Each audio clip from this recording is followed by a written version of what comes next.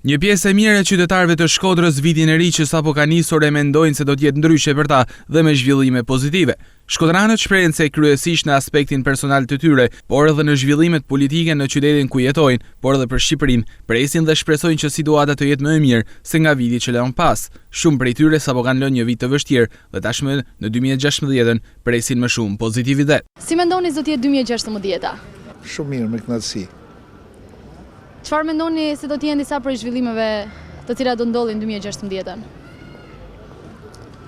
Po çfarë tam dashim, situata natyrisht nuk është e keqe, njerëzit vetë duhet të ndërtojnë të ardhmen.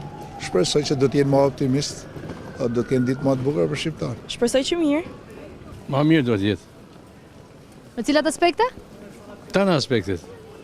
Shpresoj një vit i marr për tonë. Inshallah më mirë. Dëshira jam është që kete një rrallë parë shëndetje për gjithë shkodranë të shqiptarët ku të qinollin, të ketë punë, edhe mirësi, e dashnitje të gjatë, mëdhëtia të ndërë Zotit. Po zonja, si mendon se do të jetë ky vit? Apo si e parashikon? Si bashkëshortje. Punë, marrësi, lumturi.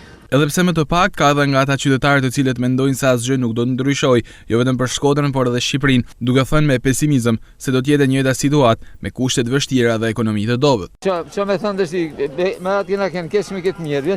Shkojni pa hajnë vin tjerë të mazi. Shkodra është një prej qyteteve me papunësinë më të madhe në Shqipëri dhe kështu vjen të jetë prej vitesh. Edhe pse është një sfidë e vështirë, shkodranët kryesisht nga politika nuk presin gjë tjetër, veçse rritjen e numrit të punësuarve dhe një gjendje më të mirë në familjet e tyre.